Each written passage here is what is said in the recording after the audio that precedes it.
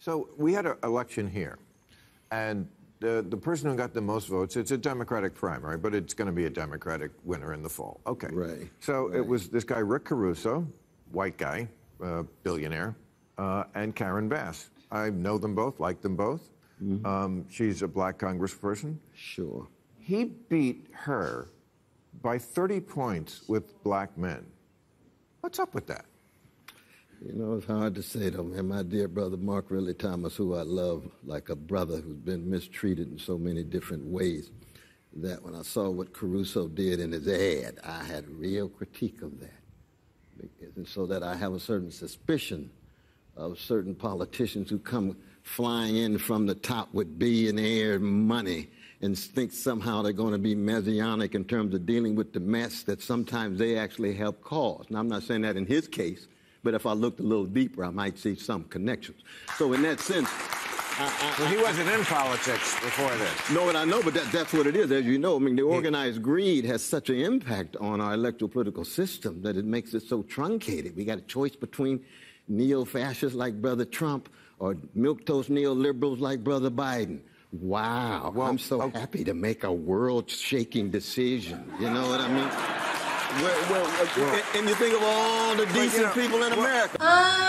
Okay, so he has his biases. I don't agree that Donald Trump is a neo-fascist, and I don't even necessarily agree that Biden is a neo-milquetoast. I think Biden is a poor old man who should be retiring, and shame on his family for putting him in a situation. I mean, I can, criticize a lot of past things that Biden has done, like being an actual racist and actually inciting actual racist policies and actually being pro-segregation and against the busing system, for saying really racial things and basically being a Dixiecrat. But in 2022, he is just a poor old white man that needs to sit down somewhere. And I don't know who this Dr. Cornel West is. I don't know who he is. I don't know what his ideology or his political standing or even what he does. I think I've seen his face around, but I don't know who he is exactly or what he stands for. I'm going to comment more on what Bill Maher is saying. The fact that Bill Maher kind of led with this idea that he's white and this female is black and he's confused why so many black men voted for the white dude tells me that Bill Maher is still not red pill and probably not very close to it, because Bill Maher is not like your crazy progressive left of today, because he criticizes it very easily, and I point that out when he does criticize it, because I think when people do good things, you should point out the good things that they do. However, Bill Maher is the type of progressive that's sort of this bourgeoisie, like hyper academic sort of philosophy of I know better than the average working American, and kind of snubs his nose at the sort of the middle America, working America families, right? Because he just, I just know more. They're just these stupid illiterates, right? He's kind of along that route, and he still very much suffers from Trump derangement syndrome and his idea that, oh my God, if conservatives get power, they're gonna, put all black people back in chains, and gays will be stones, and women will have no rights, and all these things, even though the Republicans haven't managed to do bullshit for like decades now and generations. But yeah, they're so scary and powerful, right? But the fact that he thinks that her being black should have some sort of like power over a massive amount of black men, instead of assuming that these black men actually have brains and intellect and don't vote just based on race, but based on the person and their policies that they're trying to enact. Because a lot of these bourgeoisie type of progressives actually have woke racism, where they don't really hold minorities to a high standard when it comes to intellectual thoughts or beliefs, because for them, it's very simple, black man. She black, you are black, then you vote black. That's what you're supposed to do, because we've pandered to you, right?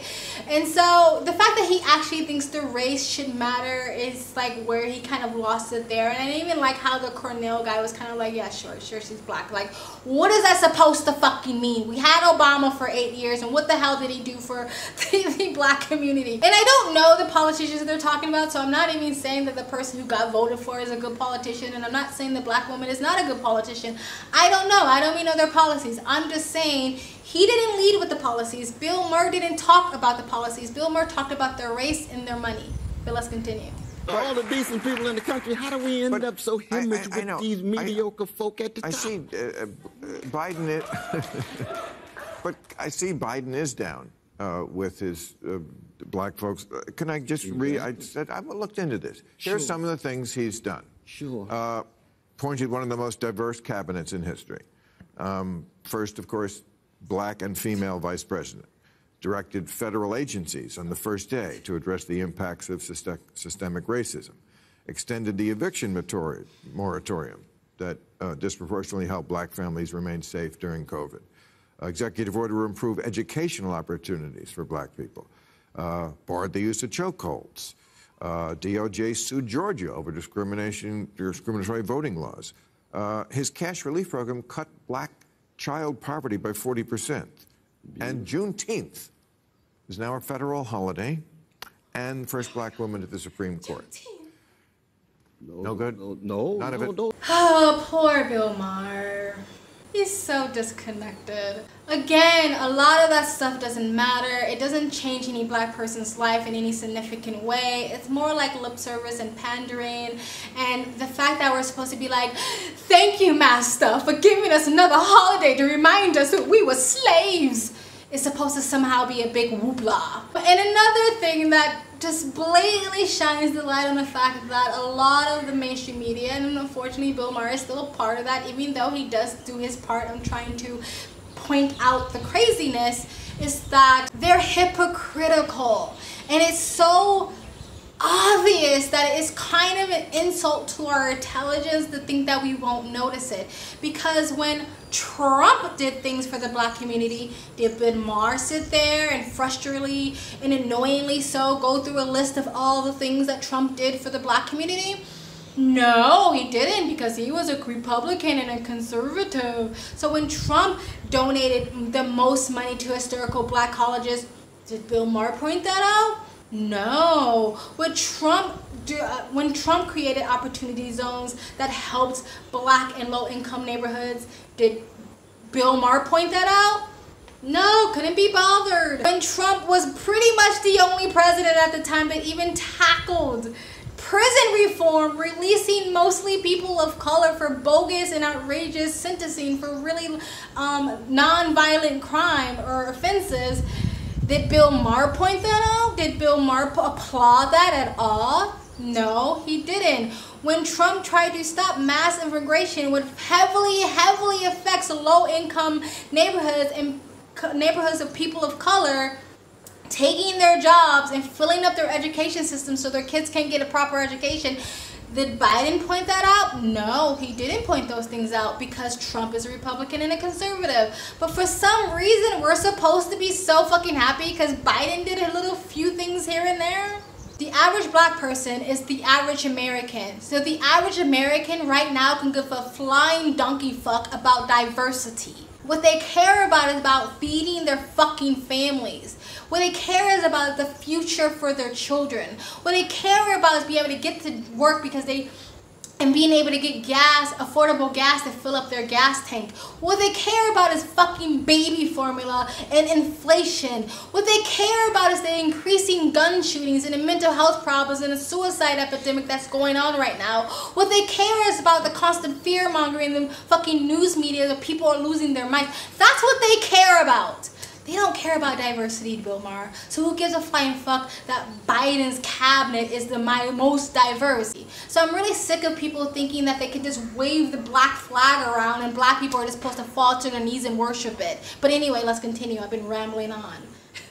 No, those are wonderful, given but why do you call him Milquetoast then? I mean, he's Milquetoast because he still is tied to Wall Street. He's got crimes of foreign policy. I know, but he's a politician. Saudi Arabia is mistreating the Yemenites folk. The Israeli crimes against the Palestinians he's not going to say a word about.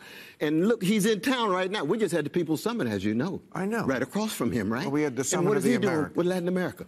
We are on the cutting edge of human rights. We are USA in Latin America on the cutting edge of human rights with one. Do your white guy impression again. We are on the... Oh, that's great. No, but all the precious brothers and sisters in Latin America, we overthrowing democratic parties, we in friendly terms with dictators. Let's just be honest and candid, and most importantly, though, yes, brother, let's be honest and candid and say we're living in the real world. Nobody gets everything. Nobody gets everything. It's like but you gotta have some consistency. You're such an absolutist. No, I'm not at all. But you are. I mean, no, okay, so no, not but really. You're like you mentioned, he's talking to Saudi Arabia. I agree. He should reset the button. Yes, of course. They're committing crimes against the It's a tremendous hypocrisy. He's a politician. That's what part of the gig is. Wait a second. Let me just finish. Okay. Yes, he doesn't want to invite the people to the Avenue of the Americas. You got New York City on your mind. New York City, the summit of the Americas. No harm in that. No harm in that. I live in Harlem. Because he didn't invite Cuba and Nicaragua and Venezuela because they are led by dictators, which I agree is so silly because he's about to meet with Saudi Arabia because they have the gas. And he's got a gangster from Brazil sitting with him, meeting in private. But if you don't get the people gas, and the people have a lot of gas already. Yeah. If you don't get they're going to lose badly, but they're going to lose even worse. It's just going to elect a Republican. So this is the world that we live in. People do have to make compromises, even good people. But there's a difference between, and you know, based on your wonderful Ivy League training at Cornell University. One of the few colleges you have not taught at. Right. Phronesis, practical wisdom is not opportunistic judgment. Just like pragmatism is not opportunism. If you make wise judgments relative to constraints, principles can be compromised, but the principles are still retained. Once you have very little principles, it's all about power, all about manipulation, all about spectacle, all about image. That's very much what American politics is about these days in both parties. Spectacle, superficial. Yes. And so when you say, well, if they're hypocrites, we got to allow for the hypocrisy.